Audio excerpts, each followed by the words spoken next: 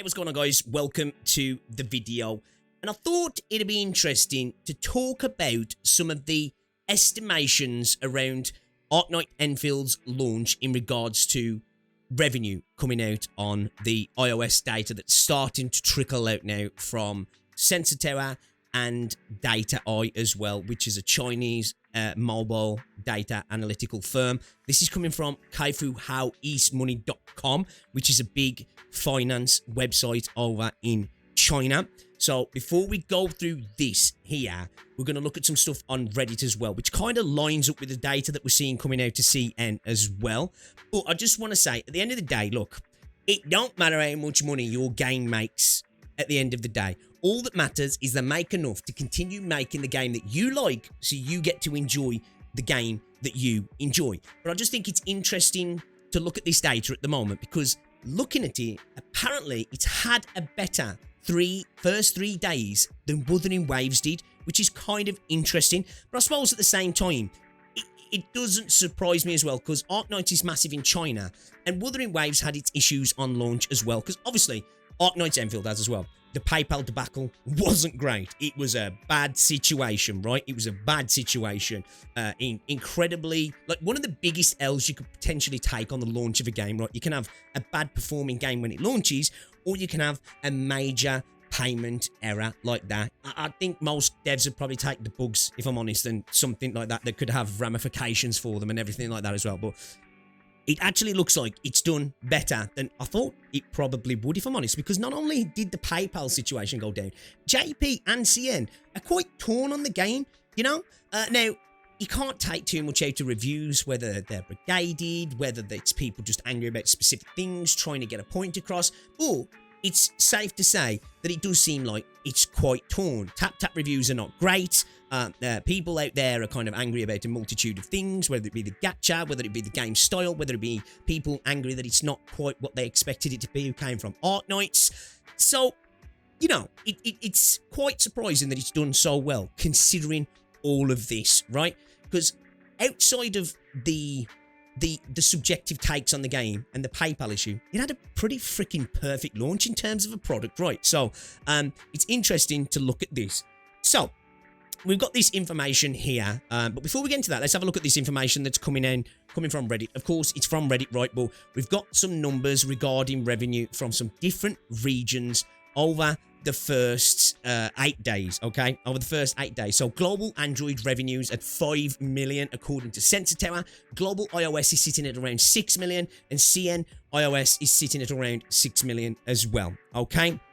So obviously taking into the calculations with the 1.75 for Android, which I always think is conservative, right? This is why I think a lot of the time when we look at gacha revenues, one, their estimations, they're usually more conservative estimations, and especially when we take the CN Android situation into account as well, because you've got to remember, 75% of the mobile market in China is Android, 25% is Apple, right? There's a lot of Chinese devices in China, of course, and most people are on Android, so the idea that it would get dwarfed in spending kind of makes sense. I think individually per person, maybe people on Apple products are spending more, but the amount of people on Android dwarfs them. So that's definitely something to take in there. And we're looking at a total of 27.54 million, according to this person's post here. But we can see revenue here, 5 million, 6 million, 6 million. So the data coming out from Sensor Tower is backing these numbers up. But remember, it's all estimates, okay?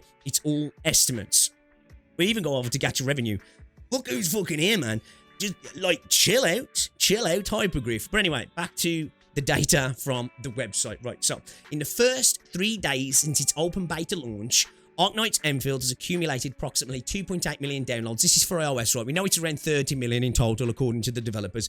But we're not here for the downloads. I just thought, you know, we'd mention that. Majority of them are China and the US, followed by Japan. But it's a little bit different when it comes to the revenue. So in terms of the revenue, the first day saw a peak of 28.2 million yuan, which is just over $4 million, followed by 28.45 million yuan and 27.12 million yuan in the next 2 days, with a total estimated revenue of 83.6 million yuan over 3 days, which in good old United States American dollars is just over $12 million. So specifically for iOS, that's no slouch, right? We're not taking into account Android, right? Which is probably going to dwarf it for China. So, man, you could probably double that. Then taking console and PC, double it and give it to the next person. I don't know, I think, Tower of Fantasy was a perfect example of a game that their revenue was obviously underestimated over the years, right? The devs even laughed when it was brought up to them, wasn't it, about the revenue. And look, we've got NTE coming soon. So they were obviously making enough money. But I just think this is interesting to talk about, right? It's not about my game's better than your game at all. I just think it's interesting because it's such a divisive launch. It's kind of interesting to talk about the numbers. So obviously, we're looking at $12 million first 3 days, specifically on iOS as well, okay? So the game's made a lot of money, as I say, and I'm here waiting to spend a bit of money, but fucking PayPal still don't work as well. So, like, I want to add my a little bit into there also.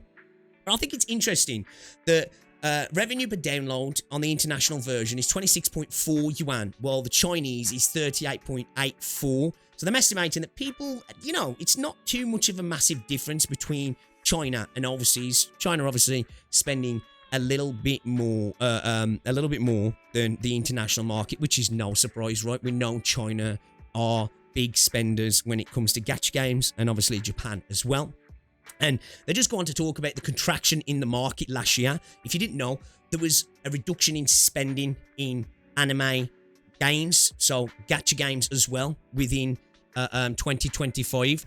So there was winners, there was real big winners in 2025, but there was a lot of losers, right? We saw a lot of EOSs, and it makes sense. People were spending less money. If you went to the gacha revenue chart month on month, it pretty much looked like revenue was down each month, which is kind of backed up by this data that there was a contraction in the market in regards to spending. Now, this is something that I find interesting, right? But at the same time, I guess maybe makes sense because Kuro and Wuthering Waves is massive, right? But it had a bad launch.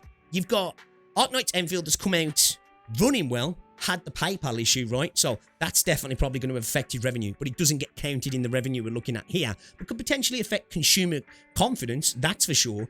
And then we had Wuthering Waves that, for a lot of people, was just unplayable in the first few days. So it's not surprising that I guess it's less, but I just kind of expected, I honestly thought Enfield might be less just with how divisive it's been. But Kuro's Ming Chao Wuthering Waves, which launched its global open beta on the 23rd of May 2024, which bloody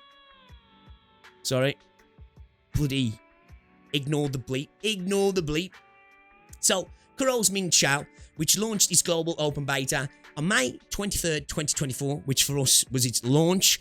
It's probably the closest to the game, right? So basically what they're saying here is, in terms of the big spectacles, their launches are close together compared to other games. Because 2025, we didn't really see any major launches. We've seen a lot of games come out, but not anything like Enfield or Wuthering Waves in terms of scope and quality and scale and all that sort of stuff. So that's why they're making this comparison here. So the former's cumulative revenue in the first 3 days of its open beta was approximately 53.25 million yuan, which is, I believe, 7.6 million United States dollars. So 12 million to 7.6 million. So like an extra 4.5 million apparently Enfield made on iOS as well. Obviously, this is just iOS, okay? So, as I say, double it and give it to the next person. We could be talking for both of these games, much more than that. I think over its launch month, I think Wuthering Waves made like $100 million. So take from that what you will, right? Is Enfield going to have a month like that?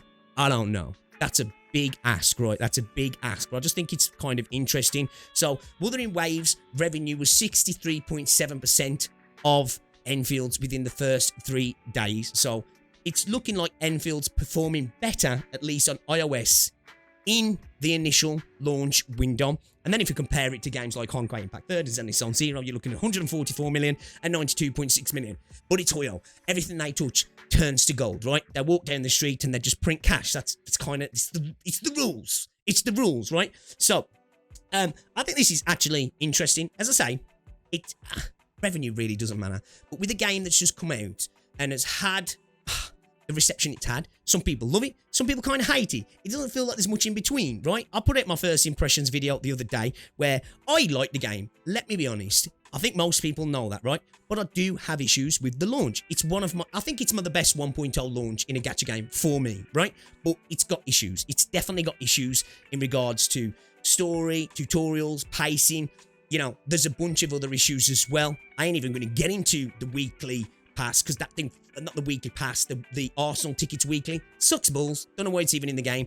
I don't know why they even said, hey, look, we're doing this thing. Should have just not said anything and then put it in the game, and it would just look like free stuff, because kind of insulting. I'd like them to fix that. The game has its issues, right? It has its issues. It's not perfect. But for me, it's been an enjoyable experience, right? But you've got a lot of people who disagree with me, and that's valid. That's fair. This game is not for everybody, and a lot of people have got issues with the monetization. They've got issues with the gameplay. They've got issues with the factory system. A lot of people are angry about the PayPal situation.